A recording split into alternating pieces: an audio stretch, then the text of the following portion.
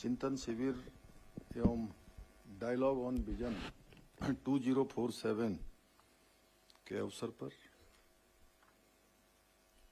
आज मंच पर आसीन हमारे राज्य के पूर्व मुख्य सचिव और सेतु आयोग के सीईओ श्री शत्रुघ्न सिंह जी, प्रमुख सचिव जिनका भी आपने बड़ा ओजस्वी उद्बोधन यहाँ पर सुना, श्री आर के सुधांशु जी, और इन सबका पूरा जिन्होंने इस पूरे चिंतन शिविर का नियोजन और आयोजन किया है, श्री डॉक्टर आर मीनाक्षी सुंदरम जी, कार्यक्रम निदेशक कृषि एवं प्रौद्योगिकी और नीति आयोग भारत सरकार, और समय समय पर हमारे राज्य को विशेष रूप से हमारी चिंता भी करती हैं, हमारे लिए काफ़ी सारी पैरवी भी करती है हमारी तरफ से। नीति आयोग में भारत सरकार में डॉक्टर नीलम पटेल जी और यहाँ पर उपस्थित हमारे सभी आए हुए सभी अतिथिगण, विश्वविद्यालय के कुलपतिगण, विभिन्न विभागों के सभी विभागाध्यक्ष, विभिन्न विभागों के सभी अधिकारीगण, मैं सबसे पहले तो हमारे पुलिस के भी हैं, वन विभाग के भी, पीसी साहब लोग भी बैठे हैं सभी, और बाहर से भी अभी जैसा बताया कि अनेक विषयों के विशेषज्ञ यहाँ पर आज पधारे हैं। मैं आप सभी का, आज सभी विद्वज्जनों का और भारत सरकार के भी प्रतिनिधिगण आए हैं, उन सभी का भी मैं हृदय से स्वागत करता हूँ, आप सबका अभिनंदन करता हूँ। और हम सभी के लिए ये जो इस चिंतन शिविर एवं डायलॉग ऑन विजन 2047 के माध्यम से आदरणीय प्रधानमंत्री जी के विकसित भारत 2047 के विराट राक्षसी संकल्प को धरातल पर साकार करने के लिए ठोस रूप से, व्यवहारिक रूप से और रणनीति तैयार करने के लिए हम सब यहाँ पर एकत्र हुए हैं। और मैं बधाई देना चाहता हूँ नियोजन विभाग को और उनके सभी अधिकारियों को कि काफ़ी लंबे समय से, हम सबको बड़े लंबे समय से इसकी प्रतीक्षा थी, और बहुत बार कार्यक्रम तय भी हुआ, कभी गैरसैंण में, कभी रामनगर में, कभी नैनीताल में, लेकिन जैसा कि कहते हैं ना, जो विधि के द्वारा निर्धारित होता है, होना उसको अंत में यही था, आप लोगों की सबसे पसंदीदा जगह पर। क्यों मीनाक्षी जी, आप ले जा रहे थे कभी उधर कभी उधर, और मैं तो ये चाहता था कि ये जो मंथन शिविर है, इस शिविर ऐसे स्थान पर होता जहां पर हम लोग 2 दिन एक साथ रहते। अब तो यहाँ तो आप लोग आएंगे, और वैसे तो मैं भी कोशिश करूंगा कि कल तक जितना भी समय है, जब तक भी आपका शिविर चलेगा ये, तब तक मैं भी आपके बीच में बना रहूं, आता रहूं, जाता रहूं, या अगर सशरीर न भी हूं तो किसी न किसी माध्यम से बना रहूं। क्योंकि ये जो शिविर होते हैं, इस शिविर सच में हम लोगों के लिए बहुत प्रेरणा भी देते हैं, हमारे अंदर ऊर्जा भी भरते हैं, एक विजन भी हमको देने का काम करते हैं कि आगे हमें किस दिशा में काम करना है, कैसे काम करना है, कहाँ पर हम खड़े हैं। जैसा अभी शत्रुघ्न सिंह साहब जितना बोल रहे थे, तो जितना उसमें से मैं समझ पाया, वैसे तो आपने बहुत बोला, अलग अलग देशों का अलग अलग, किसी का 40 से 20 हो गया, किसी का 20 से 40 हो गया, आगे पहुंच गए। उसमें से जो मेरी समझ में आया, चूंकि मैं हेड टेल और बिन टेल तो कई बार जब हम काम करेंगे तो टेल बिंड पर भी होगी, और मतलब कभी वो टेल पर भी होगी और कभी हेड पर भी होगी। तो नाविक तो वही है, कहते हैं वो पथ क्या, उस पथ की पथिक परीक्षा क्या, जिसके पथ में बिखरे सूल न हो। वो नाविक क्या, वो नाविक की धैर्य परीक्षा क्या, जिसके धाराएं प्रतिकूल न हो। तो ऐसे समय में काम करना है। और सुधांशु जी के वो जब मैं यहाँ बोलते हुए सुन रहा था तो मुझे बचपन की एक वो याद आ रही थी मैं सागर में मध्य प्रदेश में 9th में पढ़ता था। तो हमारे गुरुजी होते थे एक द्विवेदी जी, अब इस दुनिया में नहीं है वो, तो कहते थे आज बड़े शुभ दिन ये हो रहा है, जैसे आपने कहा सुभाष जी का भी आज जन्मदिन और बाबू सुभाष जी की भी, सुभाष चंद्र बोस जी की भी जयंती है, और आज सरस्वती माँ का भी दिन है। तो सरस्वती नमस्तुभ्यम वरदे काम रूपणी विश्व रूपी विशालाक्षी विद्याम देहि सरस्वती। आज यहाँ से हम सबको जो है कुछ प्राप्त हो। सच में आपने जो है थोड़ी देर के लिए जो है बिल्कुल मैंने भी पहली बार ताली बजाई कार्यक्रम में आने के बाद। और ऐसा कार्यक्रम हो रहा है जिसमें हम लोग पूरी अपने अंदर ऊर्जा, उत्साह, उमंग और नियोजन सब साथ में लेकर यहां से जाने वाले हैं। तो इसमें तो हम लोगों को उत्साह में रहना चाहिए, ऊर्जा में रहना चाहिए। कोई अच्छी बात करे तो सबको यहां से तालियां बजानी चाहिए। मेरा ये सुझाव है, वैसे आप लोगों को आदेश में कभी नहीं करता हूं, हमेशा मैं अपनी बात थोड़ा ऐसे ही बोलता हूं। तो तभी ना हम लोग कुछ लेके जाएंगे। क्यों डीजीपी साहब, आप जब शुरू में आए थे तो तब ये कार्य पद्धति थोड़ा भारत सरकार से भिन्न थी। यहाँ पर लंबे समय तक बहुत सारे संस्थानों में काम करके आए हैं, लेकिन अब डीजीपी साहब ने हमारा जैसे पकड़ लिया सारा जो स्पीड होती है, तो इसलिए हमको यहाँ से स्पीड पकड़ के जानी है। तो स्पीड पकड़ने के लिए हमको हर तरीके से तैयार होना है। और मुझे जानकर अत्यंत हर्ष हो रहा है कि 2 दिनों तक हम इन सब पर बहुत गहन चिंतन करने वाले हैं। उत्तराखंड के विकास से जुड़े हुए समग्र विषयों पर हमारा चिंतन भी होगा, मंथन भी होगा। और इसके बहुत सकारात्मक परिणाम इसलिए होते हैं कि मैंने स्वयं देखा, जब डॉक्टर संधू साहब हमारे मुख्य सचिव होते थे उस समय हम लोगों ने मसूरी में बल्कि 2 दिन नहीं बल्कि 3 दिन का चिंतन शिविर किया था।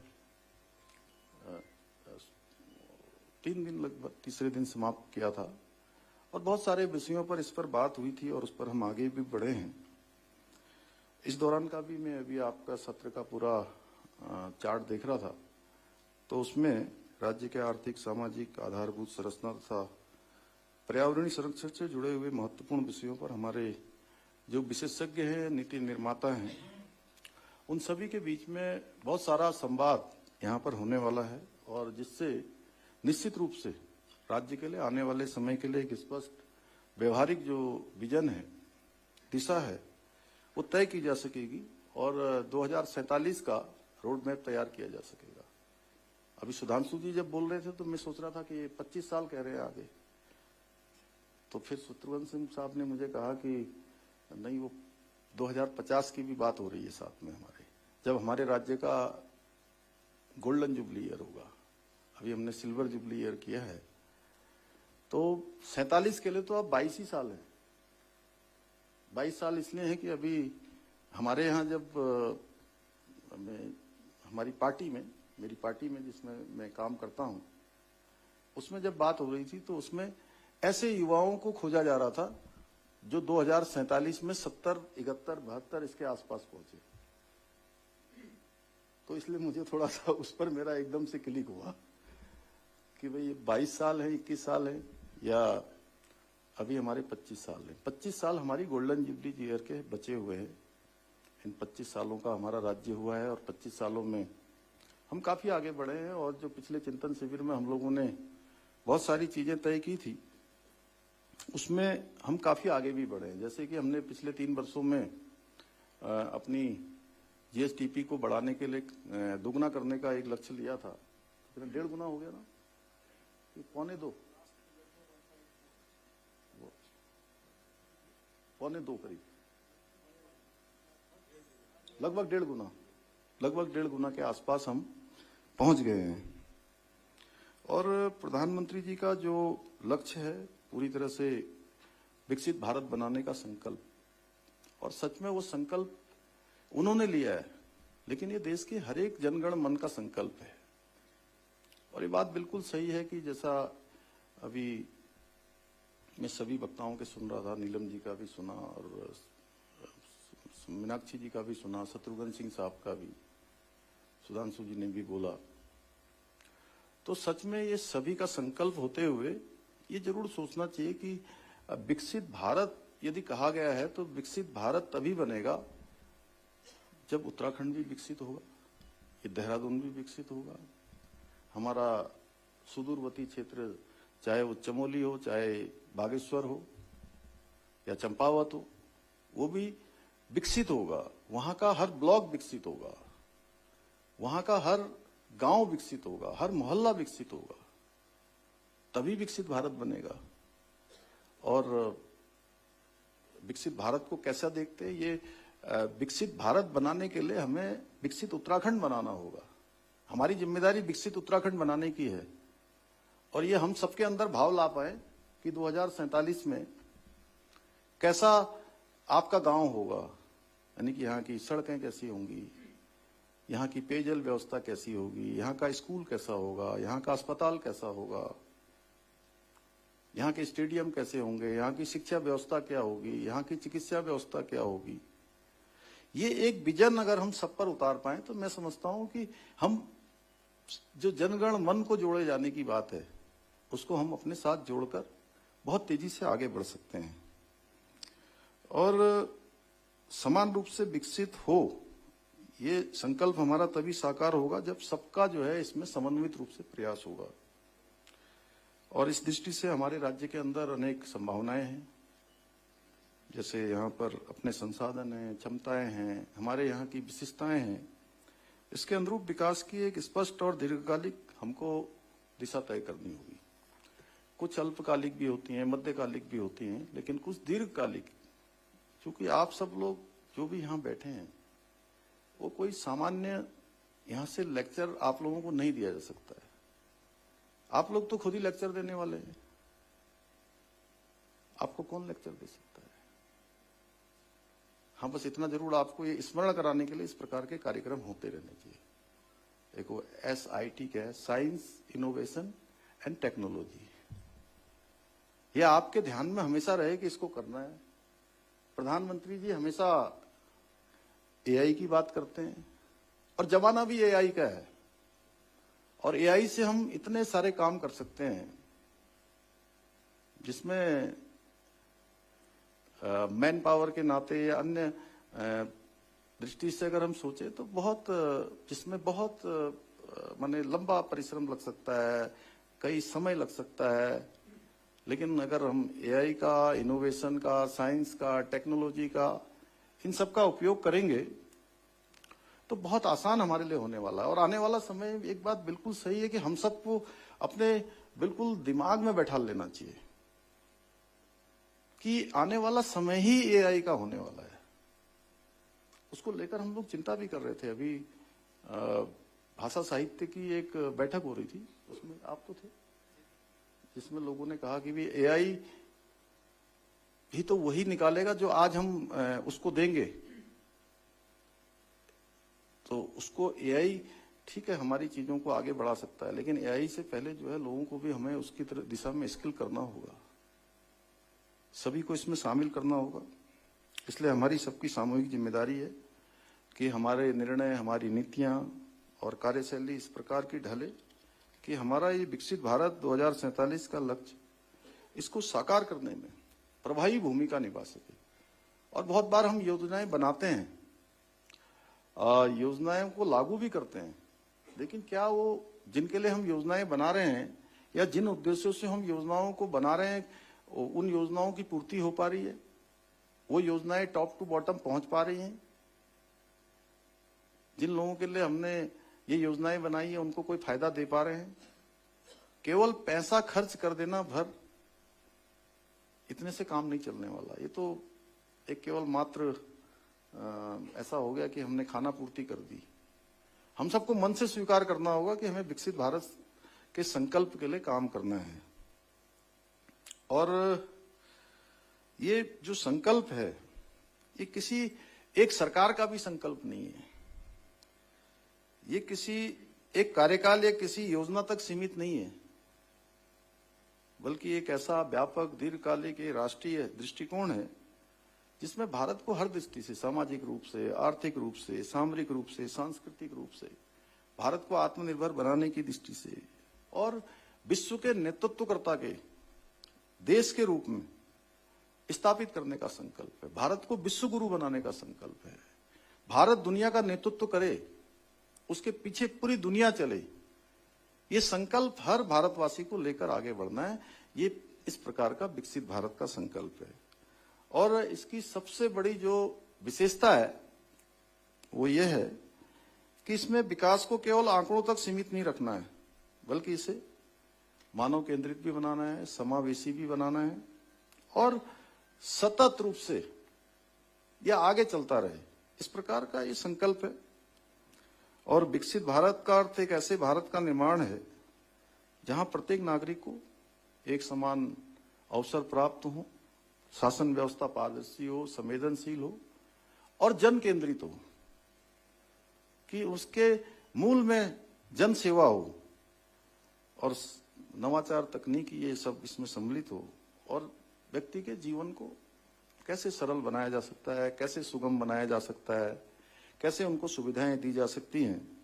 और साथ ही जो बार बार एक बात हम लोगों को सामना इसका करना पड़ता है कि हमारे राज्य का जो विकास है वो बहुत कुछ पर्यावरण से होकर निकलता है, या मैं कहूं कि वनों से होकर निकलता है। नीलम जी, आपने देखा ही होगा हमारे अधिकांश प्रोजेक्ट जो है, हमारा विकास वनों से होकर निकलता है, मैं कहूं, या इकोलॉजी से होकर निकलता है। तो इकोलॉजी और इकोनॉमी दोनों में कैसे संतुलन रहे और सतत रूप से आगे भी बढ़े, और इस पूरे विजन को साकार करने में हमारे इस पूरे तंत्र का बहुत बड़ा योगदान है और ये बहुत महत्वपूर्ण भी है, बहुत निर्णायक भी है। और नीति निर्माण से लेकर उसके क्रियान्वयन तक, अंतिम परिणाम तक जो हमारा प्रशासन है उसकी सक्रियता, संवेदनशीलता और दक्षता ये तय करती है कि किसी योजना का वास्तविक लाभ जनता तक सही रूप में, सही समय में पहुंच पा रहा है या नहीं पहुंच पा रहा है। हमारे लिए हमारे प्रशासन को न केवल और तेज करना होगा और पारदर्शी बनाना होगा, बल्कि प्रत्येक नीति, प्रत्येक निर्णय और प्रत्येक योजना को लक्ष्य आधारित एवं जन केंद्रित दृष्टि से लागू करना होगा। मैं आप सबसे इस अवसर पर यह भी आप लोगों से कहना चाहता हूं कि आप लोग अपने कार्यों को केवल आदेश देने तक या मीटिंग करने तक सीमित न रखें, बल्कि अपने दायरे में आने वाले प्रत्येक कार्य को नवाचार की दृष्टि से, पारदर्शिता की दृष्टि से और टाइम बाउंड, समयबद्ध और परिणाम केंद्रित दृष्टिकोण के साथ, तत्परता और पूरी रिस्पॉन्सिबिलिटी के साथ उसको पूरा करें। साथियों, हम विकसित उत्तराखंड से ही विकसित भारत के संकल्प को साकार करने का रोड मैप बना रहे हैं। इसका अर्थ केवल योजनाएं और नीतियां ये बनाने तक हमें सीमित नहीं रहना चाहिए, बल्कि ये सुनिश्चित करना चाहिए कि हमारी योजनाएं सच में लोगों के जीवन में बदलाव लाएं, लोगों को मदद करें, लोगों को आगे बढ़ने का अवसर प्रदान करें। और ये हमको जरूर सोचना चाहिए कि जो काम हम कर रहे हैं, इनसे जिन लोगों के लिए हमने योजनाएं बनाई हैं उनके जीवन में क्या परिवर्तन हो रहा है। जो किसान है, अन्नदाता है, उसका जीवन किस प्रकार से प्रभावित हो रहा है, उसकी आय में कितनी वृद्धि हो रही है, नौजवान युवाओं को रोजगार के कितने अवसर मिल पा रहे हैं, महिलाओं को सुरक्षा, सम्मान और समान व्यवहार, क्या उनको कोई ऐसा वातावरण मिल पा रहा है। अंतिम खड़े हुए समाज के छोर में जो व्यक्ति हैं उनको योजनाओं का लाभ मिल पा रहा है, उससे उसका जीवन आगे बढ़ पा रहा है। मेरी दृष्टि से इस प्रकार के प्रश्नों का उत्तर ही विकसित उत्तराखंड और विकसित भारत की वास्तविक कसौटी तय करेंगे। और हमारे यहाँ पर देखिए, कुछ हमको प्रकृति का भी वरदान है, भगवान की भी कृपा है, और उसके बावजूद भी विशिष्ट भौगोलिक हमारी परिस्थितियां भी हैं, प्राकृतिक संसाधन हैं और अद्वितीय जो सांस्कृतिक विरासत है, उसके कारण विकास की भी अपार संभावनाएं हमारे पास हैं। हमें बस सोचना नए तरीके से होगा। और इस प्रकार का जो पर्वतीय राज्य होने के कारण से कुछ विशेष चुनौतियां भी हैं, लेकिन इन्हीं चुनौतियों के भीतर अनेक अवसर भी छिपे होते हैं। और मुझे लगता है, जितना मेरा अनुभव है और उसके आधार पर मैं कह सकता हूं कि चुनौतियां हमेशा एक अवसर होती हैं, और इन चुनौतियों को अवसर में बदलने का हम सब के अंदर एक भीतर से एक जुझारूपन होना चाहिए कि कोई भी चुनौती आएगी तो भगवान ने इसीलिए हमारे सामने खड़ी की होगी कि ये भी चुनौती आपको एक अवसर देगी। और ये मानिए आप कि आप जो है अगर निडर होके खड़े हैं तो गोली आएगी तो वो उसका रास्ता बदल जाएगा, कभी इधर से निकल जाएगी, कभी इधर से निकल जाएगी, कभी ऊपर से निकल जाएगी। ये मैं किसी एक फील्ड की बात नहीं कर रहा हूं, मैं हर फील्ड की बात कर रहा हूं। इसमें बहुत सारे लोग हैं जो मेरे से आयु में भी अधिक हैं, मेरे से अनुभव में भी अधिक हैं, ज्ञान में भी अधिक हैं। मेरे पास तो जितनी बुद्धि है, जितना जो अनुभव है छोटा, उसको मैं आपसे शेयर कर रहा हूं। कोई मैं यहां पर भाषण देने के लिए भी नहीं आया हूं। क्यों सुधांशु?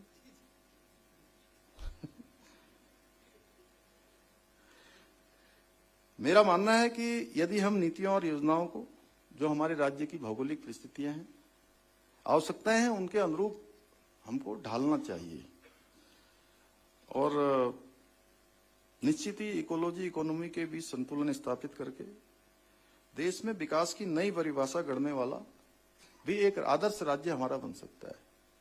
जैसे आज बहुत सारे ऐसे विषय हैं जिसमें मुझे कहते हुए संतोष हो रहा है, वो आप सबके संबंधित प्रयासों से, सबके सामूहिक जिम्मेदारियों से आज भारतवर्ष के अनेक क्षेत्रों में इन वर्षों में हमारा नाम एक आदर्श राज्य के रूप में भी लिया जाने लगा है, एक उदाहरण के रूप में भी लिया जाने लगा है।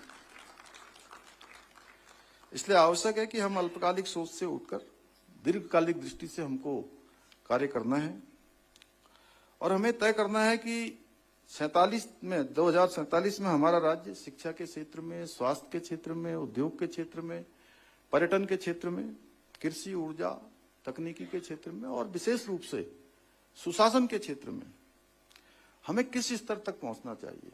जैसा मीनाक्षी जी शुरू में दिखा रहे थे कि अभी हम कहाँ हैं और हमें कौन सी यात्रा तय करनी। इन्होंने आज का भी दिखा रखा था, 2047 का भी दिखाया हुआ था।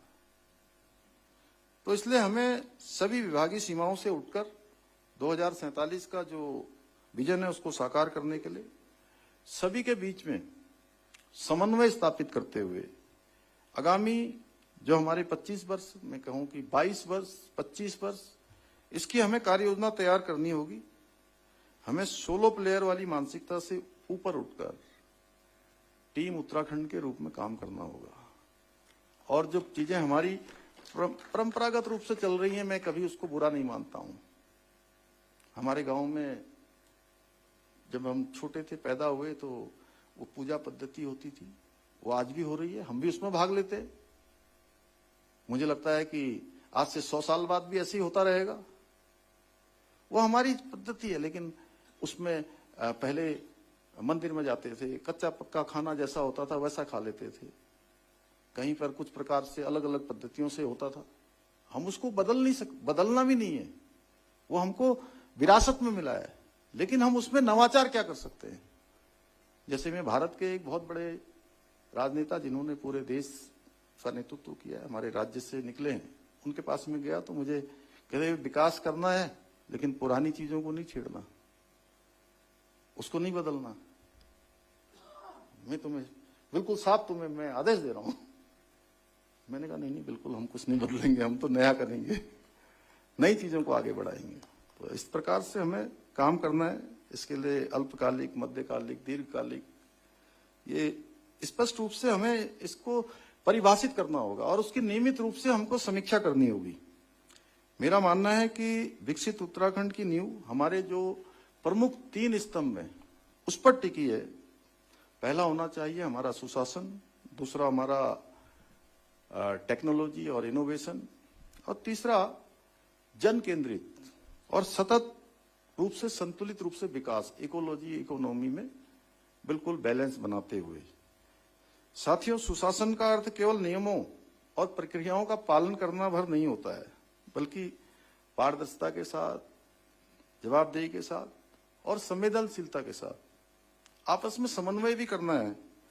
और हमें सुनिश्चित करना होगा कि हर निर्णय पर समय पर हो, हर निर्णय, योजनाएं हमारी पारदर्शी हो और हर अधिकारी अपने दायित्व के प्रति रिस्पॉन्सिबल हो, उसकी जवाबदेही हो और ऑनरशिप लेकर काम करने की हमारा वर्क कल्चर होना चाहिए। कई बार क्या होता है, जैसे हमारे जिलों के भी अधिकारी जुड़े हैं, आपने मुझे बताया, मैं उनको थोड़ा सा वो हो गया था, तो वहां से भी पत्र भेजते हैं, शासन में आते हैं पत्र। विनोद सुमन जी बैठे हैं, इनके बहुत सारे प्रकरण मेरे सामने आते हैं वहां से, क्योंकि इस बार सबसे ज्यादा अगर मैं किसी कार्यालय में बैठा हूं तो इन्हीं के साथ बैठा हूं। एकमात्र इनका कार्यालय आपदा प्रबंधन का, जहां मुझे लगता है कि 4 महीने में हम कई दिनों वहां बैठे होंगे, कई घंटों, 5-5, 6-6 घंटे, 7-7 घंटे, 8-8 घंटे तक हम लोग लगातार वहां पर समीक्षा करते थे। जिलों के अधिकारियों से हम पूछते थे, साहब आपका पैसा आ गया? तो सुमन जी जब सामने होते थे तो कहते, sir no problem, no problem sir. और जैसे सुमन जी नहीं होते थे तो कि साहब हमने सुमन जी को भेज रखा है साहब, 15 दिन हो गए, 20 दिन हो गए, 2 महीने हो गए, 3 महीने हो गए, साहब लौट ही नहीं रहा है। मैं इस सुमन जी का उदाहरण नहीं बता रहा, सुमन जी अच्छा काम करते हैं, मैं ऐसा नहीं, लेकिन उनकी भी जिम्मेदारी होती है जो वहां से भेजते हैं जिलों से, कि उनको रिस्पॉन्सिबल बनना चाहिए कि भाई आपने कोई पत्र यहाँ शासन के लिए भेजा है तो पूरा हुआ कि नहीं हुआ, उसकी लगातार मॉनिटरिंग करना, किससे कहना, किससे नहीं कहना, किसके माध्यम से उसको आगे बढ़ाना। इसी प्रकार से यहां से हम भारत सरकार में बहुत सारे पत्र भेज देते हैं जी, जरूरत पड़ती है। जैसे हमारा कुंभ मेला होने वाला है, नंदा राजजात होने वाली है, अन्य भारत सरकार से अन्य हमको सहायताएं चाहिए। सर वो आप गए थे तो पत्र ले गए थे, अब पत्र ले गए थे तो अब साहबी की जिम्मेदारी पता करें। आखिर जो जिम्मेदार, जो जिसने पत्र लिखा है, जिस विभाग ने पत्र लिखा है, जिस विभाग के द्वारा काम होना है, उसकी भी जिम्मेदारी होनी चाहिए। जब हम इस प्रकार से जिम्मेदारी का भाव लेकर परिवार में अगर कोई काम होता है, कोई मंगल कार्य करते हैं, कोई अन्य कार्य करते हैं, तो हम उसको निभाते हैं। बेटी की, बहन की विवाह होता है तो किस प्रकार से करते हैं? तो वो परिवार जिसने आपको जन्म दिया, उससे आपका मान सम्मान जुड़ा है, आपके पारिवारिक लोग जुड़े हैं, नातेदार, रिश्तेदार, मित्र संबंधी जुड़े हैं, उसकी हम इतनी चिंता करते हैं, तो उस परिवार से कम ये परिवार भी नहीं है जिसने आपको एक शानदार कैरियर दिया है, एक शानदार आपको सेवा का अवसर दिया है, आपके पूरे जीवन भर का सेवा और सेवा के बाद का भरण पोषण का पूरा काम, पूरा मैं कहूं कि पूरा अवसर दिया है। तो ये भी हमारा परिवार है, इसको भी हमको परिवार मान के काम करना होगा। जनता का विश्वास है प्रशासन की सबसे बड़ी पूंजी होती है, इसलिए इसको बनाए रखना हमारी सर्वोच्च प्राथमिकता होनी चाहिए। और हम सब जानते हैं आज का युग जो है हमारा कौन सा युग है, डिजिटल का युग है। इसमें हमें e governance, artificial intelligence, data analytics, GIS और आधुनिक तकनीकी, इसका उपयोग शासन में करना चाहिए और इसको पारदर्शी भी बनाना होगा। साथ ही हमको ये भी सुनिश्चित करना होगा कि ये जो हमारे काम हैं ये केवल कुछ क्षेत्रों तक ही सीमित न रहें, शहरी क्षेत्रों तक ही न रहें, बल्कि दूर सीमांत क्षेत्रों के बीच में जाएं। जैसे अभी एक जन जन की सरकार जन जन के द्वार, जन जन की सरकार जन जन के द्वार कार्यक्रम चल रहा है। मुझे लगता है कि 4 लाख लोग लगभग उसमें अभी तक 4 लाख हो गए होंगे। 4 लाख लोगों ने अपना एप्लीकेशन दिया है, उसमें भाग लिया, रजिस्ट्रेशन कराया। बड़ा आंकड़ा है। आज 23 तारीख है, अभी 15 दिन और कार्यक्रम चलेगा। ये लगभग 15 दिन बढ़ा भी सकते हैं, अभी हम लोग बढ़ा भी उसको सकते हैं।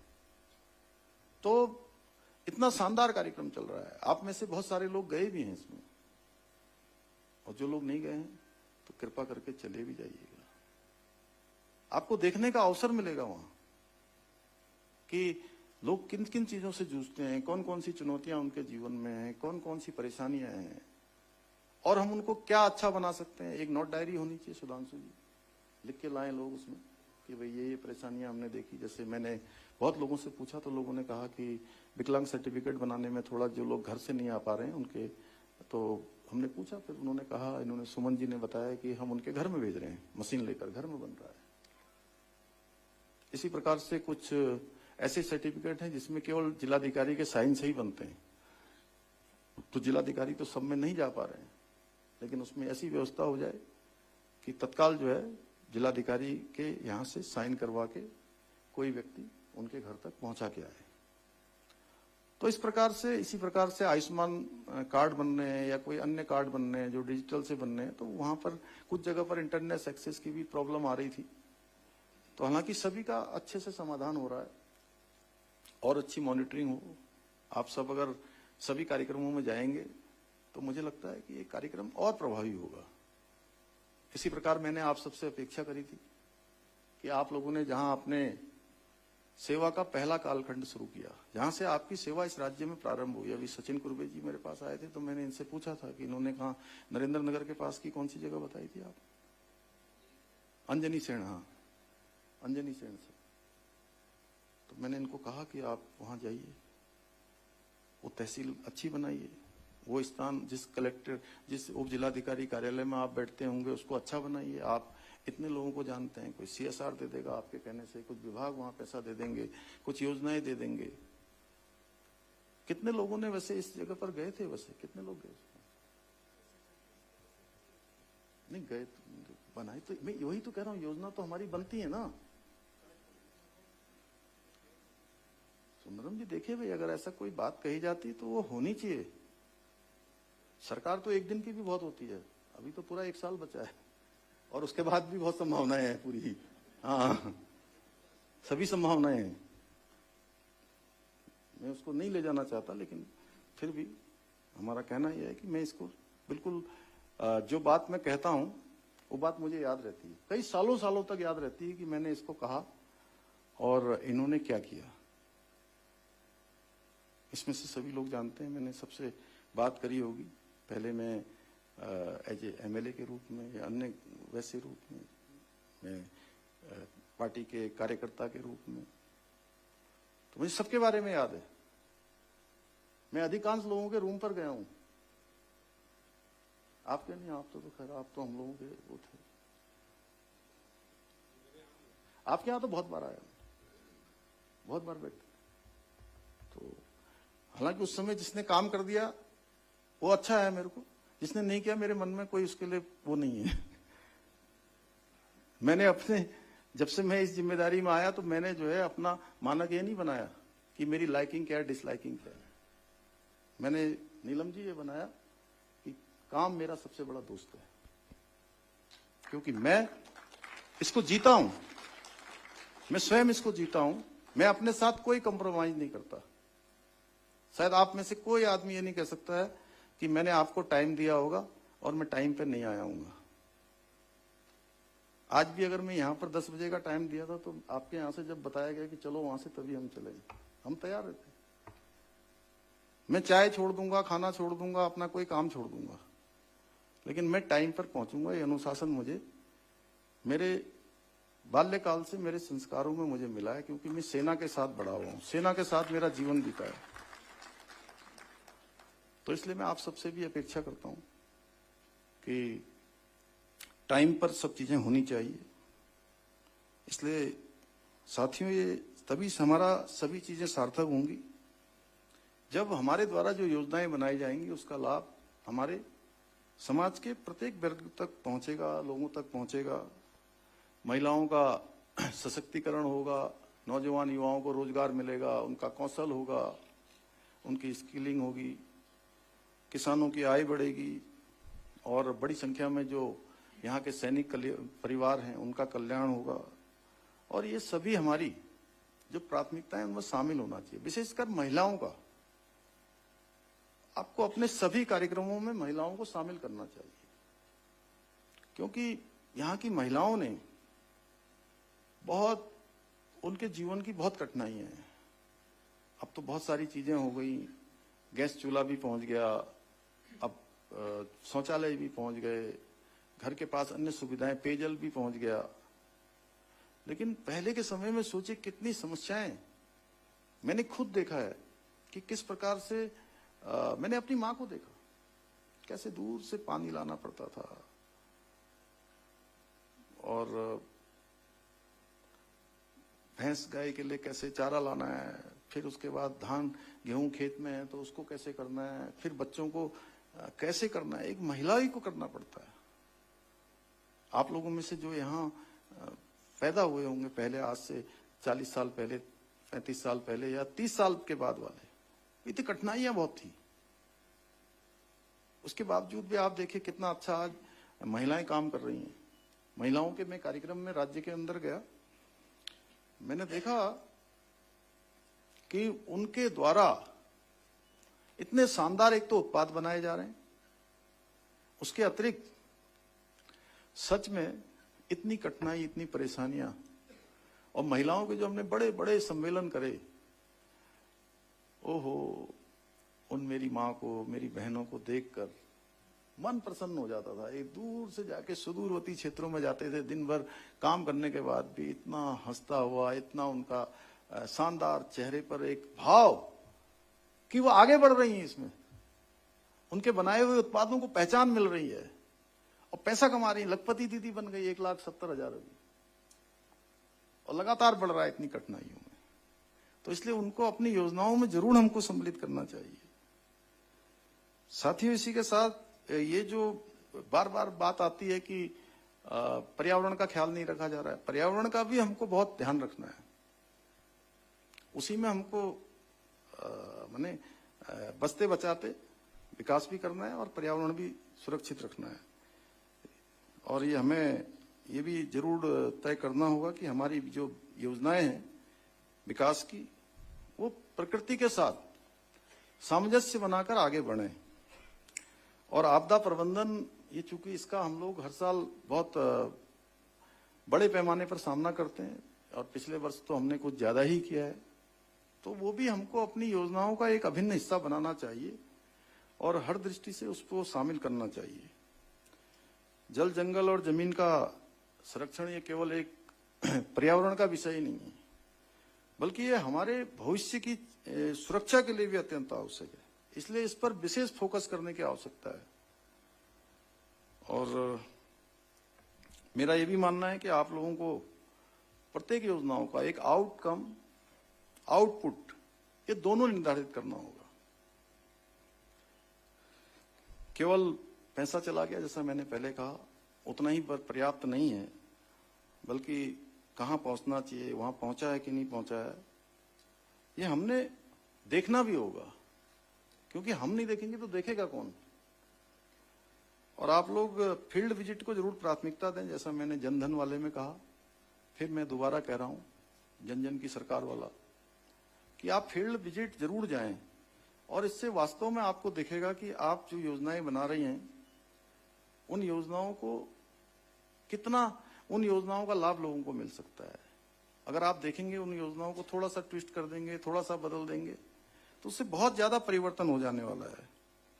और जो हमारा आपसी समन्वय है विभागों के बीच में, उसको और अधिक बढ़ाना चाहिए। जनसंवाद को शासन व्यवस्था का एक हमको अभिन्न अंग बनाना होगा, और कार्यों को पूरा करने के लिए जो समय सीमा है उसका सख्ती से पालन करना होगा। मैं तो ये कहूंगा कि अभी जो 2000 हमारा ये 26-27 का बजट आने से पहले 25-26 का बजट है, उसकी एक समीक्षा हो जानी चाहिए नियोजन विभाग के स्तर पर। आप लोग कर लें, आप भी रहिए, आप तो हमारे सब जगह के हैं, तो कि भाई जो योजनाएं इस साल के लिए हमने निर्धारित की थी, उन पर हमने कितना काम कर लिया। जैसे मैं समय समय पर ऐसी बैठकों को करने के लिए इनसे कहता हूं कि बजट हमारा कितना खर्चा हो गया, कितना हमको रेवेन्यू मिलना था, कितना मिल पाया, कितनी योजनाएं धरातल पर उतर पाई, इन सब पर हम काम करते हैं।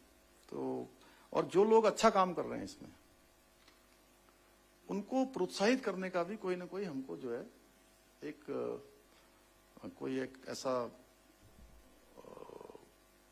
डेवलप करना चाहिए कि उनको प्रोत्साहन भी मिले, जिससे जो लोग हमारे अच्छा काम करते हैं उनका प्रोत्साहन होना चाहिए। उनको प्रोत्साहित होते देखकर अन्य लोग भी जो है उस दिशा में प्रेरित होते हैं। साथियों, आपका प्रत्येक निर्णय न केवल आज को प्रभावित करता है बल्कि आने वाले भविष्य की दिशा भी तय करता है। और देखिए, एक दिन तो एक कालखंड है, ये बीत ही जाना है। सूर्य का एक दिन आना, प्रातःकाल होना, ये सत्य है कि उस हमारे जीवन का एक दिन कम हो जाना है। और ये समय भी बीत जाना है। जब वो समय नहीं रहा तो ये भी नहीं रहेगा। भाई, आप छोटे थे, बच्चे थे, आपके माता पिता काम करते होंगे, अब आप माता पिता बन गए हो, आपके बच्चे हो गए, बच्चों को देख रहे हैं, इसको देख रहे हैं, तो कुछ समय के बाद बच्चे आगे आ जाएंगे। ये कुर्सी भी हमेशा रहेगी नहीं, ये भी बीती जाएगी।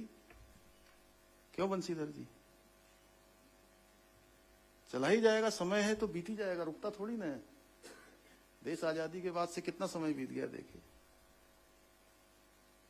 लगभग 80 साल होने को है। तो ये भी समय बीत जाएगा। इसलिए आपके निर्णय, आपके द्वारा जो काम है, आपकी नीतियां हैं, वो जनता के जीवन में जो सकारात्मक परिवर्तन हुए हैं, वही भविष्य में आपका स्मरण कराएंगे, वही आपको याद दिलाएंगे। और आप भी कभी बता पाओगे अपने बच्चों को कि मैं उत्तराखंड में इतने साल मैंने सेवा करी थी, मैं यहां इस पोस्ट पर रहा।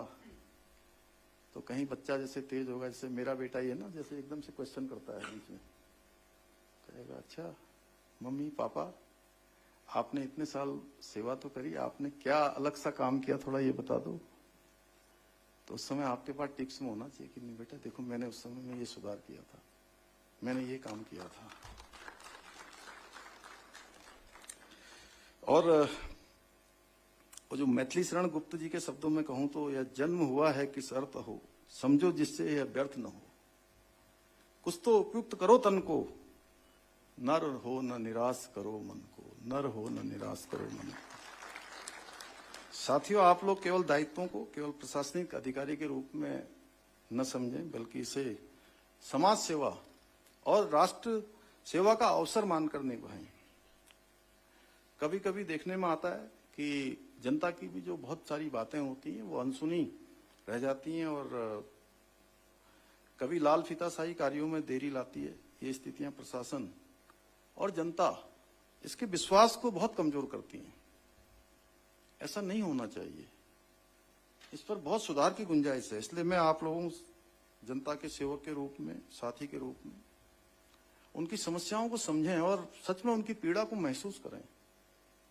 ये हो सकता है कि प्रत्यक्ष रूप से आपको उसका लाभ कितना मिलेगा मैं कह नहीं सकता हूं, लेकिन आपके मन को जो संतोष होगा और जो भगवान की कृपा मिलेगी ना, वो कृपा खरीदी नहीं जा सकती किसी कीमत पर, वो किसी कीमत पर खरीदी नहीं जा सकती है। और हम जो भी करते हैं ना, हम जो भी करते हैं उसका एक एक पाई का हिसाब भगवान के यहां पर होता है। वहां तो एक अकाउंट बनता है जी, नितेश जी, एक अकाउंट बनता है वहां। जैसे हम बैंक में पैसा जमा करते हैं ना, तो क्या होता है, बैंक का बैलेंस बढ़ता जाता है, और जब निकालते हैं तो क्या होता है, वो क्रेडिट हो जाता है, क्या होता है, डेबिट हो जाता है। उसी प्रकार से जब हम अच्छा काम करते हैं तो वहां बैंक बैलेंस बढ़ता चला जाता है, यानी कि हमारे पुण्य कर्म बढ़ते चले जाते हैं। और जब जानबूझ के, ये जानते हुए भी हम ये काम अच्छा नहीं कर रहे हैं, कई बार मनसा आपकी अच्छी होती है, कई बार कुछ काम ऐसे हो जाते हैं, भगवान क्या मनसा का भी ध्यान रखा जाता है।